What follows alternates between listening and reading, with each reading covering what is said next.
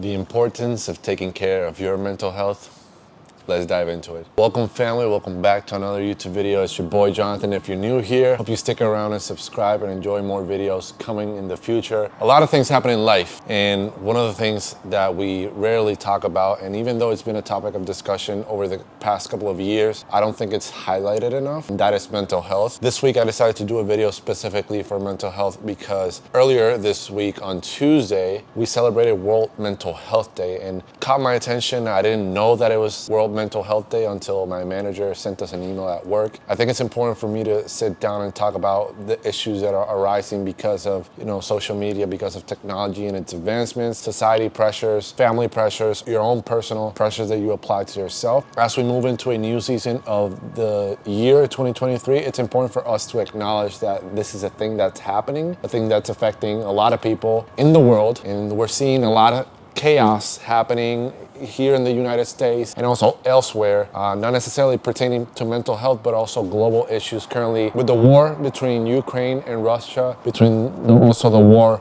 between Gaza and Israel. There's a lot of things happening on this world, and I think mental health is one of the things that we need to prioritize and focus, because if we don't treat it, it's just going to continue to spread out and spread like wildfire. And for me personally, I think I've noticed over the past few years, as I graduated college and had a time to sit back and ponder and reflect on however many years I spent in the mindset of thinking about, the future and stressing about things that didn't exist, or fantasizing about, what could have been or what if and this and that. All of those affect how we feel.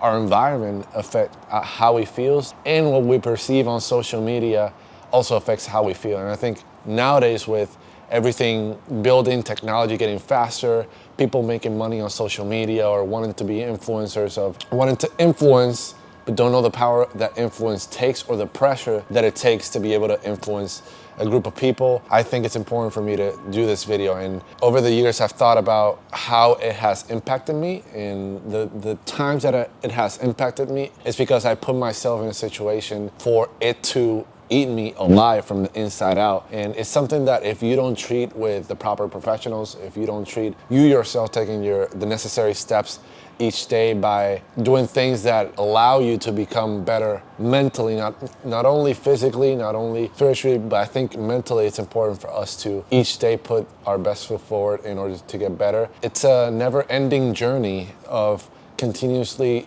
to improve, continuously learn about things that have been triggers in our past that have come back, and maybe we subconsciously know about them, but we don't want to deal with them because we're comfortable where we're at, and dealing with those is uncomfortable. It's hard to dive into. So I think over the course of the years and years and years, I think the reason why it's become exasperating, or it's spread like wildfire when it comes to mental health, is because we're not treating it and we're not prioritizing. I think a lot of people are, including myself, at times we just shelve problems, we just shelve things that are in our mind bothering us in our life, and we deal with it later. And this is a coping mechanism because it be safe. And talking about things in our past that has affected us, either traumas, triggers, are things that makes us uncomfortable, and in order for us to even dive into it, we gotta be comfortable being uncomfortable. Over the years, for me personally, I've seen how it's transcended.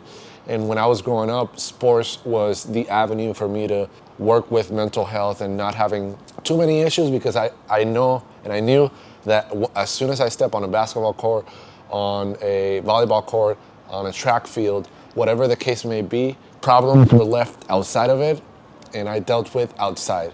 And I think there are healthy ways that you can cope and get better with your mental health, either by exercising, which is what I'm about to do after this, reading, journaling, talking with friends, seeking professional help with a therapist or a psychiatrist. I think it's important to talk about the issues, and there's gonna be instances where you're obviously gonna be uncomfortable, because in order for you to grow, there's gonna be points in your life where you gotta step out of your comfort zone in order to grow, because there's no growing without you being uncomfortable. That's just a part of life. I wish it was comfortable to grow, but it's not. When you grow it up early, It's always a thing where your bones hurt because you're growing when you're younger, and that's the same thing with mental health. You know, it's a day-to-day process in order to grow, and it's something that we can't slack on because it takes us back to square one. And you know, over the past year and a half that I lived alone, I've realized the many things that I have avoided in my life as it pertains to things that have been clouding my mind, things that I've known that are issues that I need to deal with, but I shelve them because I'm very good at multitasking and just, well, I'll deal with that later. I'll deal with that later. Eventually I'll figure it out. I'll figure it out. And I keep on shelving those books on the shelf, and then the bookshelf of issues is still present and it's still there, cluttering your mind, and specifically my mind. A lot of things are helpful as it pertains to mental health. Obviously, I'm no expert. I'm just as you, but a few things that have helped me work through mental health has been talking about it, acknowledging personally what is something that's bothering me. Sorry. I think the Twins either score or hit a home run. Anyway, but so don't mind the sound if you're listening to it. Yeah, there's a lot of things that you can do that can improve your mental health. One of them is making sure that you're talking about it with, you know, people that you trust, either that is professional, either that's a close family member, a close friend. It's important to talk about and just start the conversation, because when you speak about it, you bring it into existence, and it gives you a perspective of what the case may be, especially talking to someone else who might bring a different perspective outside of what you have in your mind. That's always a good thing.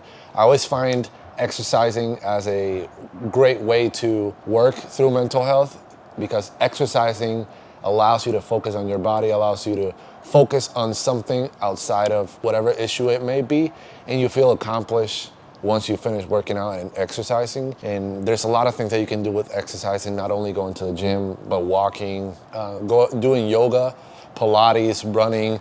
There's a lot of things that you can do that are practical steps as it pertains to exercising that also help with mental health, boosting your confidence, which is a huge key aspect of mental health. So that's one thing that I usually do, is just exercising. Because I live alone, I don't have a roommate that I can talk to, and I rarely seek or have conversations with friends, which is a thing that I gotta improve on, making sure that I have, if there's anything that's bothering me, I can, you know, reach out to a friend, reach out to a family member. Usually I talk to my mom and my dad about how my day is going, how life is going, and it's good to get their input now that they're years and years older than me, can give me a new perspective on life, and maybe on the issues that I'm having right now that they had when they were 25. So it's good to talk about it. It's good to be practical about it. And another thing that I would say has helped me is, you know, doing things that you enjoy doing. I love listening to music. Music is therapy for me, and I'm very diverse in whatever I listen to music. I can listen to, you know, rap music. I can also listen to classical music. I can also listen to R&B. I can also listen to soul music, you know, country music. You know, music allows us to put ourselves in an environment, either by the type of melodies that the artist is portraying, the story that they're telling through the music. For me, every time I listen to different songs, especially if it's artists that I've followed for years, I listen to songs and it takes me back when I was in high school with my friends playing basketball, or it takes me back to my freshman year of college. These are things that can also help with mental health and help with feeling like you're okay. And I think it's okay to not be okay, and it's important for you to acknowledge that, so that way the first step is acknowledging the problem, and then you can go from there. So talking about it with close friends, family members, or a professional. Exercising helps with the body, helps you with the confidence, helps with your mental and physical health. And listening to music is also a good one, because it stimulates the mind, it stimulates peace or good vibes and good energy. Another thing is reading and journaling. I think that's a thing that a lot of people overlook, just writing your thoughts down on pen and paper, where you can see and also look back years from now and see where you were today in the future and see how much you've grown and what you were thinking about that at the moment, at the present time for you, it was a huge deal. 5 years from now, you're gonna look back and be like, yeah, that wasn't a big deal at all. I was just complaining, everything, woe is me, Writing things down, it's huge. I'm a visual person. I always write down my to-do list. I always write down my task. And I think writing it down allows you that process of getting it from your mind to the paper to then acknowledging it visually, looking at it and processing it.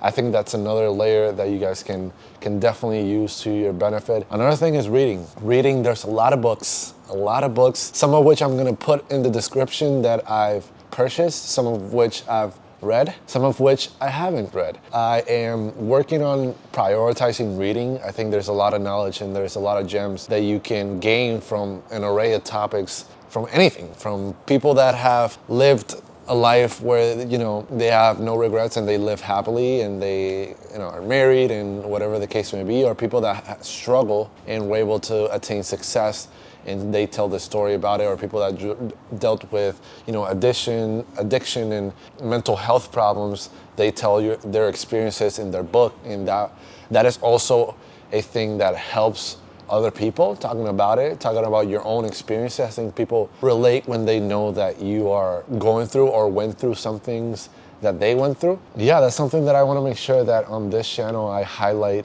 every day. It's that making sure that you're taking care of yourself, taking care of your mental health, because the body follows what the mind thinks and processes in the head. So we got to take care of our thoughts, and our thoughts are not who we are. Our thoughts are influenced by what we consume on a day-to-day basis on our phones, social media, television, movies, environment, the people that we are subscribed to, the people that we engage in a day-to-day basis, the people that we call friends and our family members. The entire environment influences our thoughts, and we got to understand that our thoughts are not who we are, but we got to be careful that those thoughts don't become actions and we don't make it a reality. And talking about all these things, I think it's important to highlight that you're not weak for seeking help. I think that's, especially for men, I think that's one of the hardest things to do is be vulnerable and open up, because we want to be tough, we want to be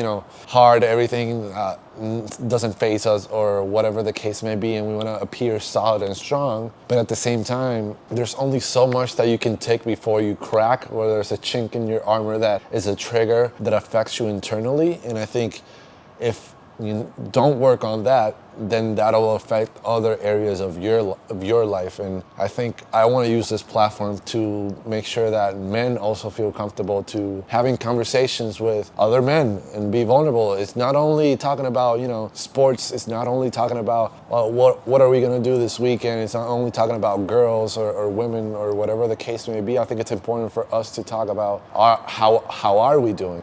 Checking in on your boy, making sure that he's good. Checking in on your friends, checking on family members, co-workers. I think it's important for us to check on people and start those conversations, because you never know where a conversation may lead you. You gotta take that first step. You gotta be open, be vulnerable to talking about it. And I wanna use this channel to talk about mental health, talking about life as a 25-year-old boy growing into a man, and the things that come with it. And I think I want to be an example and inspiration for not only men out there, but women as well, that it's important for us to talk about these things, because if not, it's just going to creep inside of us and it's going to eat us alive, and we're going to continue to have setbacks and continue to fall back on comfort. And comfort is a great thing in some instances. There has to be a level of comfort being uncomfortable, because there's no growth without being uncomfortable. A couple things that you can do to take care of your mental health: talking about it with professionals, family members, friends. Exercising stimulates the body, stimulates the mind, gives you a boost of confidence and you feel good about yourself. Reading and journaling, it's also important for you to do. It's an everyday thing. It's something that every single day we gotta wake up, prioritize taking care of ourselves, because how can we take care of other people if we can't take care of ourselves? And that's something that I've started to learn over the past year and a half living alone, that is, there's a lot of things that I've put on the back burner that now I'm tackling head on, and understanding that there's things in the environment, there's things in your past, either relationships, family, school, whatever the case may be, there's things that continue to haunt us if we don't assess them or tackle them head on. And there's a lot of growth in learning and understanding why those things happen and how we can grow from them, because we can't change the past. Unfortunately, that's just life. We can't go back to the past. We can only move forward to the future. And the only thing that we actually have is today, the present moment. So what are we gonna do today to take care of ourselves and take care of our mental health? That's the most important thing. So in the comment section down below, I want it to be an open space for you to talk about any issues that you've had either on your life or that you've seen that have been impacting people around you and in your environment. I want to make sure that I create a safe space, not only with the videos, but also in the comment section, where we can talk and start conversations on mental health and getting better every single day. So comment down below something that you're struggling with or something that you want to work on as we move down the remaining of 2023 and onto 2024. So that way we acknowledge what's happening, acknowledge the things that are happening in our life that have been triggers, traumas, things that we've been putting on the bookshelf or putting it on the back burner. Bring those to the forefront and embrace them, understand them, and try to learn as much as possible. So that way we can continue to every single day get better, and then start next year, 2024, which is still a couple months away, but we can start today and go from there. So I hope you guys enjoy this video. I will continue to do more sit down, heart to heart, one-on-one of topics like this, because I think it's important to inspire other people and talk about the issues that have been happening in your life and the issues that are happening in society, so that we can create conversations that can hopefully spark some change in our environment, communities, friend groups, society, in the world in general. So hope you guys enjoy. Make sure you have a wonderful rest of your week. It's gonna be Friday when you guys see this video, or whatever day it is, I don't know. Whenever you see this video, hope you enjoy the rest of the week and use this video as the reason that you start prioritizing and taking care of your mental health. So as always, my love and appreciation is always with me and with you. Let's get 1% better, you and I together. Peace.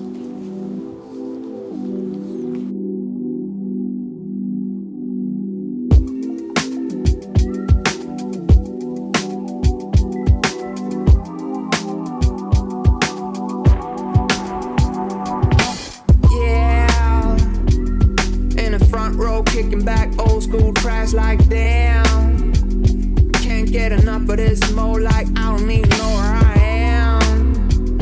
Ooh baby, get hyped to the beat, let's go, cause this is our jam. This is our jam. Let's go. Let me break it down right quick for my haters, my dictators and bad raiders. Since you never seem to get it right.